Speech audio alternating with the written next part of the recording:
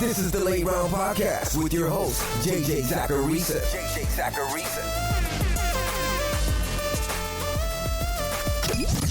What's up, everyone? It's JJ Zacharisa, and this is episode 776 of the Late Round Fantasy Football Podcast, sponsored by FanDuel. Hey, thanks for tuning in. The Late Round Draft Guide is finished. It's out there. For anyone who pre-ordered the guide, the 200-plus page PDF is in your email inbox. For anyone who didn't, make sure you head to lateround.com and check it out. The guide has some of the evergreen things from last year in it, but there's a lot of new information too. I dig into a lot of philosophical and strategy-related items before getting to my favorite players to target and avoid in drafts, and my top 200 rankings are in there too. Those sections are updated weekly until the end of August, so you're always getting the most up-to-date information for your drafts. You can learn more about it and purchase the guide over on lateround.com. The first question this week is an email. It says, "Hey JJ, hope all is well with you. Congrats on the adoption." Thank you so much. I've got both George Pickens and Diontae Johnson on the same single quarterback PPR dynasty team. I'd rather only keep one, but I honestly don't know which is the better choice. Diontae obviously has positive touchdown regression coming after not catching a single touchdown last year, and he's a target hog. But didn't a lot of his catches come from Trubisky? It appeared to me that Pickens had a better connection with Kenny Pickett. Do the numbers back this up? Richard. So Diontae Johnson's actually ahead of George Pickens in Dynasty in some spots. Like Dynasty League Football's most recent ADP, their June ADP, it had Pickens 2 spots below Diontae Johnson. Now, I think Johnson is the better player, just as a wide receiver. But I do think that Pickens should be ahead of him in Dynasty, just given where the market could go with him. The big knock on Pickens are his peripheral numbers from last year. His rookie season. He had a yards per route run rate of 1.38. That's pretty ordinary. He had a targets per route run rate of 0.15, which again, pretty normal. His target share per game, 16%. Nothing special. It's not bad for a rookie wide receiver, but he had an opportunity to really capitalize there, and he didn't, especially post-Chase Claypool trade. There's nothing elite about those numbers. Now, the Steelers also made him almost strictly a vertical wide receiver last year. Here's what Reception Perception's Matt Harmon said about that and his George Pickens write-up on the site. He said, Pickens, ran a 9 on a whopping 32.4% of his sampled routes. That's nuts. Anything over 30% is borderline unreasonable. When you also add that he ran a corner on nearly 10% of his routes, it's really wild how the Steelers didn't add more diversity to his route tree. Pickens got next to no work going over the middle. The slant, dig, and post made up less than a quarter of his routes. You almost never see this at the NFL level. Matt Canada doesn't have a very creative offense. And Pickens was largely just used vertically last year, as Matt said. That's why we saw him with such a poor catch rate. But according to Next Gen Stats, Pickens actually had the lowest expected catch rate in football last season among all players with 50 or more targets. And he ended up exceeding that at a higher rate than anyone else in the league. He had the best catch rate over expected. Now, I do think that we're running into a situation with George Pickens here where he's this traditional X receiver. And a lot of times we see those guys get overvalued in fantasy football. And sometimes they fall off the face of the earth too, like Kenny Golladay. But I don't think we're seeing that with Pickens right now in Dynasty. We're not seeing him be so overrated. It seems like people are being reasonable. They're looking at him and they're saying, there are elements to his profile that scare me, so I'm staying away. But I do think there's still some potential with Pickens, all things considered. If we're going to use yards per route run against him, then we should do the same with Diontae Johnson. Because the two were really close to one another in that statistic last year. And we know that number is predictive. And Pickens also saw that number get better as the Steelers' offense got better last year. So that's a plus. Now, I think that you could make the argument easily either way in Dynasty. If you're trying to win now, Diontae Johnson might be your guy. If you're trying to build equity, a decent to big season with George Pickens could really boost his Dynasty stock. There's more of that market-related ceiling with Pickens than there is for Diontae Johnson. We sort of understand what Diontae Johnson is at this point. But to your question, Kenny Pickett played meaningful snaps in 11 games last year. Diontae Johnson was definitely his preferred receiver. During those games, Johnson had a target share per game rate of 25.5%. That was about 10 percentage points higher than George Pickens. Now, Pickens did outscore Johnson in PPR points per game, actually. It was 11 to 9.1. But as we know, Johnson had some touchdown-related issues. I like Johnson more this year straight up. I lean towards Pickens, though, in Dynasty. But if you're looking to win now, Johnson's probably your guy. This next question is from Twitter. It's from @jman19904. Redraft players starting to prepare. A lot of chatter on wide receivers getting pushed up. Is this strictly for best ball, or do you see this trend continuing into late August for redraft? Broadly, how can we leverage a lot of the info currently being shared for redraft? Yeah, look, a huge problem in the fantasy football space right now is that everyone is making the assumption that these best ball drafts are the way that home league drafts are going to go.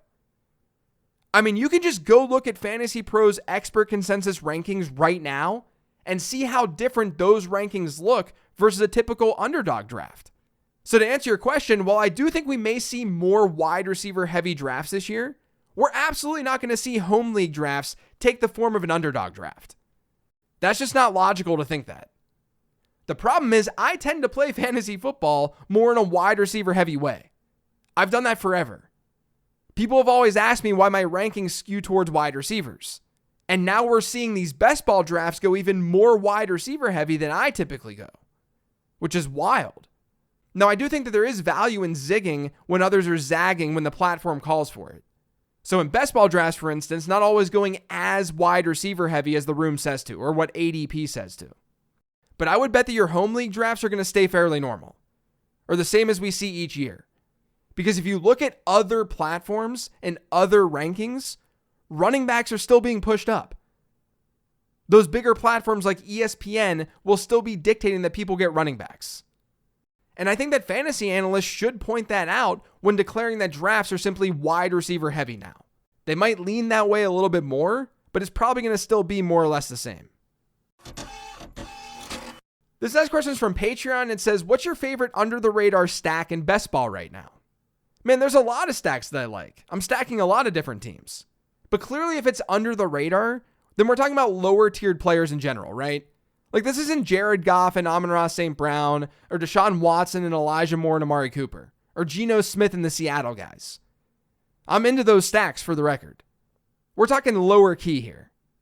I do think that Kenny Pickett is interesting this year to make a second-year leap. So I've paired him with the Steelers pass catchers. Russell Wilson himself isn't someone I'm necessarily higher or lower on versus the market, but there's an outcome where he gets back to his old form with Sean Payton. And while I like Jerry Jeudy, I also like stacking him with Greg Dulcich. Dulcich is my favorite late-round tight end this year. If I get stuck with a 49ers pass catcher, I'm not drafting a ton of Debo and Kittle, but I don't mind Ayuk where he goes. But if I have one of them, I think Brock Purdy is a huge value right now. It sounds good for him starting this season. And the fact that the market has so many 49ers pass catchers ranked so high, that's a good sign for their potential as an offense. Now, Purdy doesn't bring that much juice with his legs, but he's still undervalued. And then Sam Howell is kind of interesting as well. I don't mind going Howell with someone like Jahan Dotson or Terry McLaurin, or both, obviously. Now, there's a chance he doesn't even play the whole season as starter. But Howell has a mobility backbone given what he did at Carolina in college, and then last year in his lone start, he ran the ball 5 times for 35 yards and a score. So I think he's a pretty intriguing late-round dart, and he has stackable wide receivers too. I think we're just assuming as a market, as a consensus, that Washington's offense is going to be bad, which it very well might be. But with a new coordinator in there, and with Howell being such an unknown, I like throwing those types of darts in tournaments. And also, I can't lie, I've got Jordan Love stacks too. He's an easy guy to stack when you need a late round stack, because Romeo Doubs and Jaden Reed go late with him. The next question is from Twitter. It's from @P_W_. It says, Miles Sanders, talk to me. Am I alone thinking he is in a great sitch to produce this year?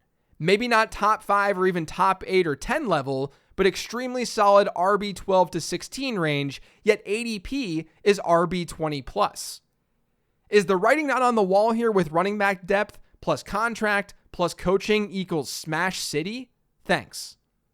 I sort of think your question itself is answering this for me, but not in the way that you'd think. If you look at this question or you re-listen to this question, you'll notice that everything in the question had to do with situation. None of it had to do with Miles Sanders himself. It was all situation-based. Historically, this is the kind of running back that ends up burning us. Not to say it's a lock for Miles Sanders. I'm not saying that he's absolutely going to burn you. I'm saying that running backs in the dead zone or even the middle rounds, when you're making an argument about situation and not the player himself, that's bad news. That's why these guys get pushed up and end up having inflated ADPs. And then they don't meet ADP expectation, or they don't far exceed it at least. Here's my take. I think Sanders is fine. He is the definition of fine. If you want a running back who's going to be drafted at like RB20, who can maybe get to RB15 or something, Sanders is fine. You even mentioned that in your question. But drafting an RB2 to finish as an RB2 does not do it for me. That's not difference-making production. That's not going to win me a fantasy title. Process-wise, Sanders is not the kind of guy that I usually go for. I'd rather take Rachaad White than Miles Sanders straight up, and I can get White a good bit later. Sanders hasn't been much of a pass catcher throughout his career. He's hit a double-digit percentage target share per game in 2 of 4 seasons.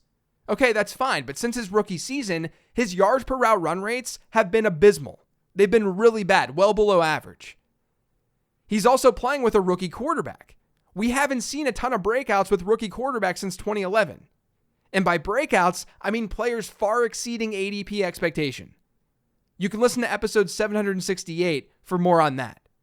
For many reasons, the Panthers aren't expected to be great offensively this year. As I talked about earlier this week, teams with pass catchers and quarterbacks who have good ADPs, they tend to do better in offensive touchdowns per game than the alternative. The Panthers have 0 pass catchers or quarterbacks with high ADPs this year, which is not surprising because they have a rookie quarterback. So the Panthers probably won't be that great offensively unless Bryce Young really is the next Drew Brees. And Sanders has been a rough pass catcher efficiency-wise. And this doesn't seem to be talked about enough, but Deuce Staley, yes, he has this connection with Miles Sanders when he coached in Philadelphia. But Staley has openly talked about committee backfields. Just this offseason, when he joined Carolina, he was quoted as saying that he believes in using 3 running backs because playing the running back position is like being in a, quote, car wreck. You may look at that depth chart and you see no one else. But they can still sprinkle in Chuba Hubbard and Raheem Blackshear. And Blackshear in particular could steal receiving work, which would really limit Sanders' upside. Again, this is more of a how I play thing than anything else. This is how I approach fantasy football. You, of course, want to pick players who can outperform ADP. I just don't know if Sanders is set up to do that by a big enough gap to warrant drafting him. I'd rather just drop a little bit and get other running backs in that range, like a Rachaad White. His situation may look okay. Miles Sanders' situation does not look horrible, but there are still a lot of red flags. The last question this week is from Patreon. It's from Scott. It says, can you talk a bit about the dynasty projection difference between Chris Olave and Garrett Wilson? Most other ranks have Wilson significantly higher, so I'm curious about the difference in your process and how close they are. Love your work and glad to be a new patron. So yeah, I'm assuming when you say most other ranks have Wilson significantly higher, you don't mean my Wilson ranking itself. You mean that most ranks have Wilson significantly higher than Chris Olave.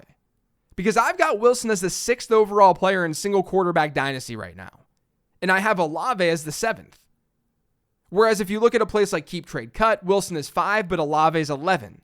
Over on DLF, Wilson was 8 in June's ADP, Olave was 13th. So this is really about my gap between Wilson and Olave, which there is no gap. They're back-to-back in my rankings.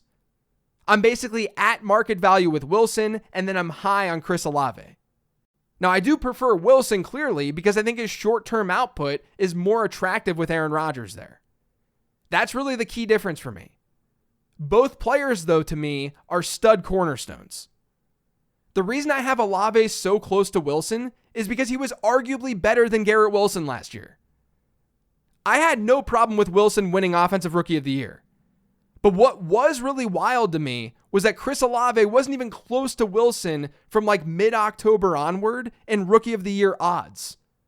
People just completely forgot about Olave. It was all about Garrett Wilson. Meanwhile, yards per game, Olave had more. Touchdowns per game. They both had 4 total touchdowns, but Garrett Wilson played more games. Yards per target, Olave beat Wilson by 1.26. Yards per reception, Olave was better by 1.2. Yards per route run, Olave was at 2.4, Wilson at 1.85. Target share per game, Olave wins that. Yards per team pass attempt, Olave. Targets per route run, Olave. This isn't to say that Olave is a better player no matter what than Garrett Wilson, or that he'll end up being better when the careers are over. It's to say that we should be giving Chris Olave a lot more love than we're currently giving him as a player. I'm not talking 2023. I'm just saying as a player, as a dynasty asset. Garrett Wilson is very, very, very good, but so is Chris Olave. So I'm at market value with Garrett Wilson, maybe even a little bit above. I'm just way ahead with Chris Olave because I think that he's special too. That's it for today's show, though. Thanks to all of you for listening. If you yet subscribe to the Late Round Fantasy Football Podcast, make sure you are by searching for it pretty much anywhere podcasts can be found. And don't forget to follow me on Twitter at LateRoundQB.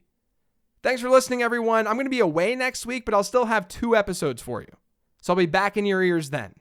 Enjoy your weekend.